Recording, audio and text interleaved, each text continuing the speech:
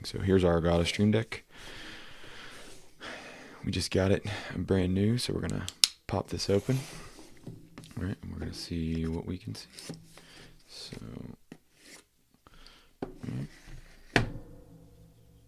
now the Elgato Stream Deck has 3 different models.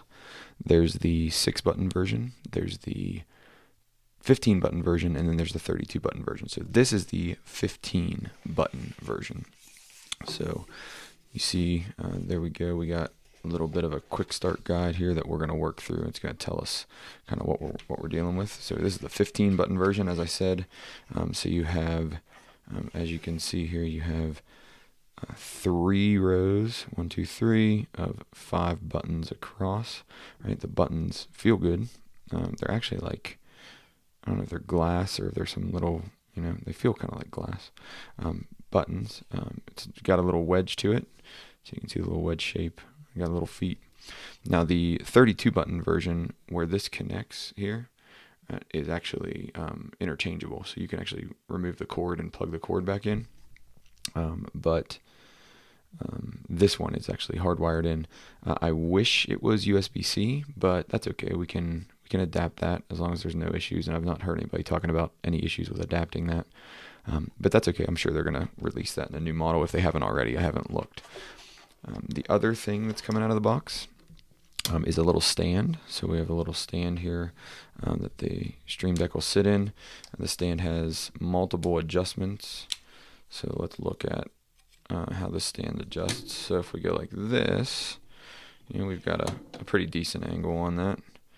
Right, and then if we shrink it down, right, we've got more of an angle. So now we've got more of an angle on that one, and then we can actually just put these little feet down, which is the way I'll probably end up using it, because what that does is that gives us even the lowest possible angle on that. So, Elgato Stream Deck. We're going to get into it, and we're going to get into programming it.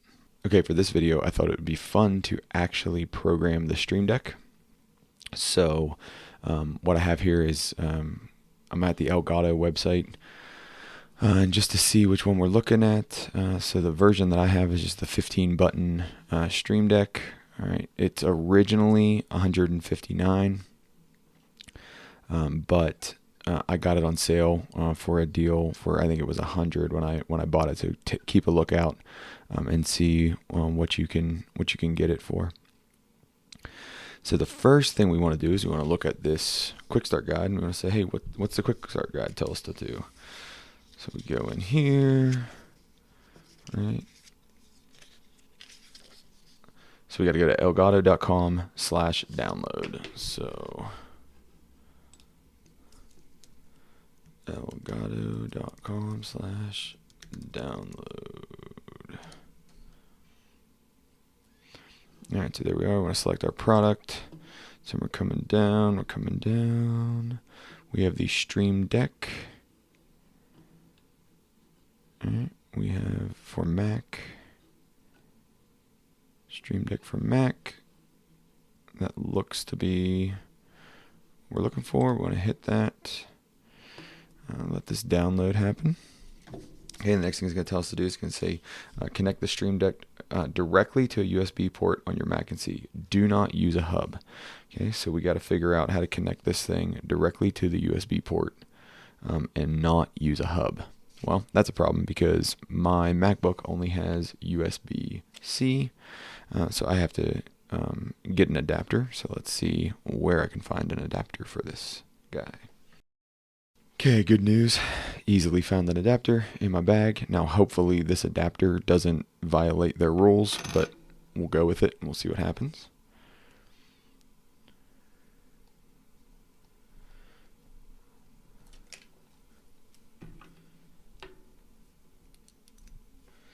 Okay, so we're going to plug directly into the MacBook.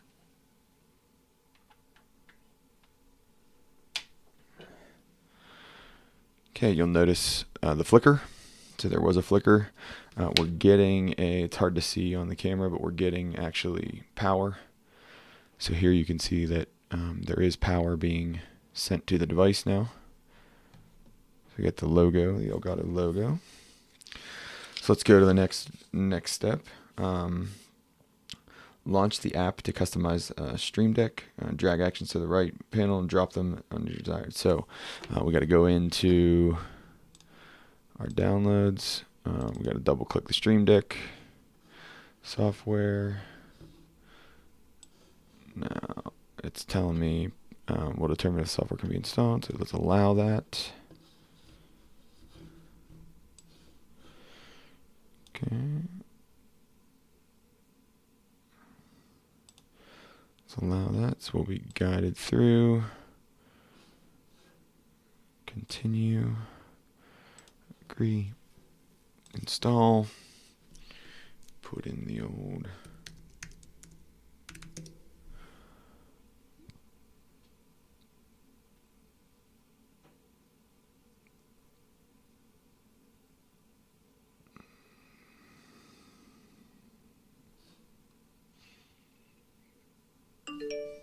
Okay, so we're successfully installed, and now I can move that to the trash. And now you see on the actual Stream Deck, we got a button that lit up, and then here is the software palette that came in. So we are ready, according to this, right? So we got a button lit up, and we've got our software working. So now we're ready to actually do our first configuration, do our first button programming. So we have actions over here on the right hand side, right, that we can program to buttons over here. Now this pages thing, right, from what I've listened to, so I listen to automators, Mac power users, places like that. So you can have both pages, which you can flip through, and then you can also have profiles. And the profiles can be app specific, or there's a bunch of different ways to figure out those profiles. So let's see. Configure your actions and personalized keys with custom icons. Use 72 by 72 JPEGs or PNGs for best results. So I know a lot of people are using FF symbols for this, or SF symbols for this. Drag and drop to create a folder that you can put other actions in. All right, so let's see what we want to do. Let's actually, so over here on the right hand side, we can do capture, we can do links directly to OBS Studio, we can play an audio sound, we can actually use Stream Deck application, so we can create a folder. All right, so let's go over here, let's put a folder here. Let's title the folder Other Buttons. Okay, so, and then let's see, is there an easy way? So Stream Deck popped up this. Oh, so there's an icon library, right? It's telling us what our first icon is, right? So we can have a bunch of different icons here. Set that to whatever we want it to be. So let's, just goofing around, let's set it to this folder. Okay, so now we've got a folder, and you'll notice on the Stream Deck it's actually live. So it's updating live. Now other buttons does not seem to be the way we want to go on that naming, because it's too big. So we go back down here, let's change this to just put buttons. Now we can't adjust the text, so I could have done other buttons and then just made the text smaller. I can also center the text, put it at the top. That's pretty cool. I can change the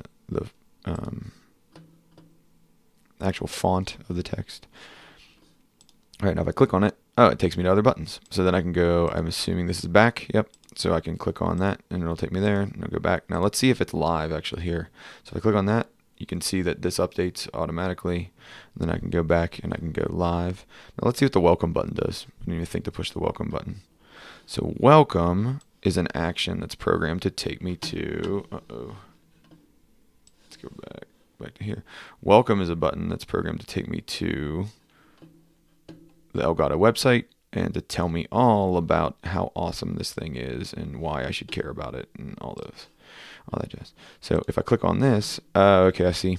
So this is a system level feature. So let's scroll down here. So there's system, right? So our system's right here.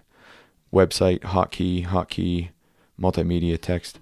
Right, so there's no text on this one. It's a welcome image, and then it takes me to Elgato Stream Deck. So that's pretty cool. Now let's make another button. Let's make this website button, and let's say it's Google, and it's going to take me to http://www.google.com. All right, so I program that. I click on the button, and let's see, why doesn't it take me to Google? So let's click the Google button, and it does take me to Google. So that's cool. Just for fun, let's see what happens if I go to my podcast website, TTTI. Right, so let's go to talkingtotheinternet.com.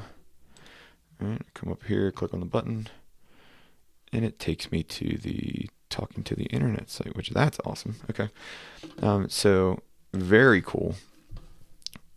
As you can see, there's a lot of programmed ones in here now. I think the only way you can see these is if you come in here and you actually add them to your panel. So I wish, you could click on this and it would actually give you more information. You can select which ones of these. So if you click on, if you're up here on the right hand side, you can click here and you can remove some of these. So if there's a section that you don't ever use, right? You don't ever use Twitch or anything like that. You can get rid of those and not see those all the time. All right, so let's say, okay, so we've got this. Now let's say we want to go in and we want to delete this Twitter one. We can right click and hit delete. All right, we can hit delete. Click on this button right here. It launches the Stream Deck store. Right, which takes you to a bunch of different things. So we got plugins that we can look through. So there's your control center. Right, so it's already installed, so we just have to figure out, how we get there and what we do with that. But that's okay. And then there's a lot of other ones in here that we can play around with. There's a lot of other ones that seem to be pretty neat. Phillips, use Zoom plugins if you use Zoom meetings a lot, which I do. There's the Elgato Wave. You can link to that. IFTTT, Discord. That would be cool. All right.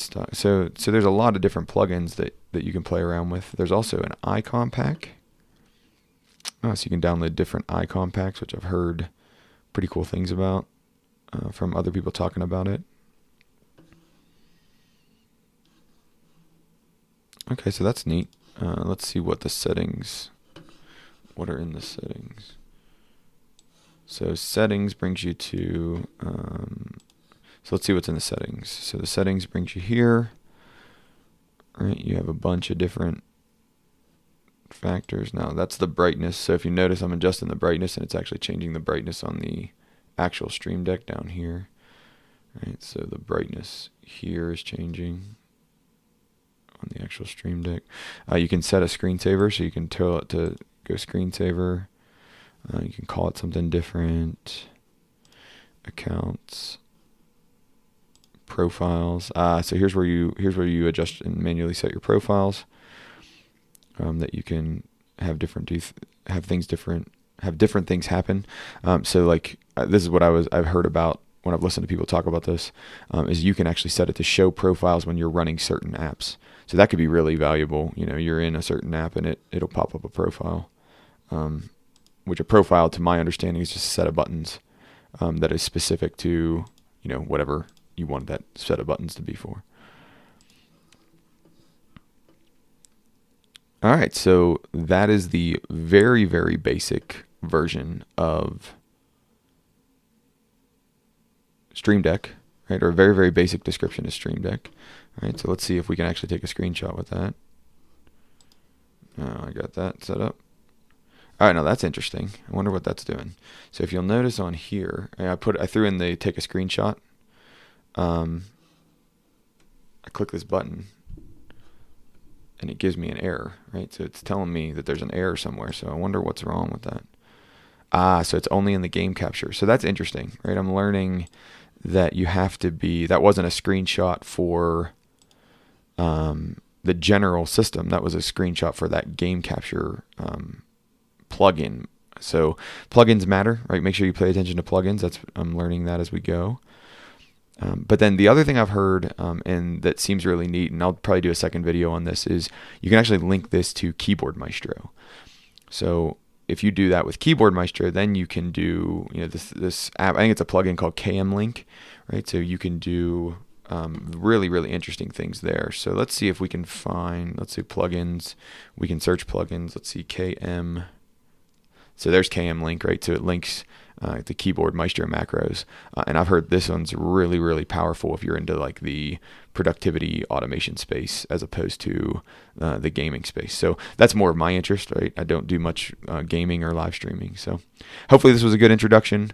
Hopefully this got you started and showed you how easy it was to get things set up and how easy it is to actually get in here and start playing around. And now the reality is it's just hours, right? So, what kind of hours do you want to put into downloading different sounds and downloading different icon packs and playing around with different plugins and sound effects? It seems like it could be really, really valuable. I think the one other thing that I'll mention before we take off is they say in a bunch of different places. So there's also a Stream Deck mobile app. Now I've heard that this has a pretty decent price tag to it. And the in-app purchase is kind of expensive. Let's see what it is. So the in-app purchase is $299 per month, and then it's $25 a year. But if that's something that you'll use all the time, and if you like having access to it on your mobile phone or your iPad or something like that, that could be really, really valuable as well. So either way, it looks pretty cool. I think it's going to be really productive, and hopefully this intro or this tutorial got you started well. So thanks. Have a good day.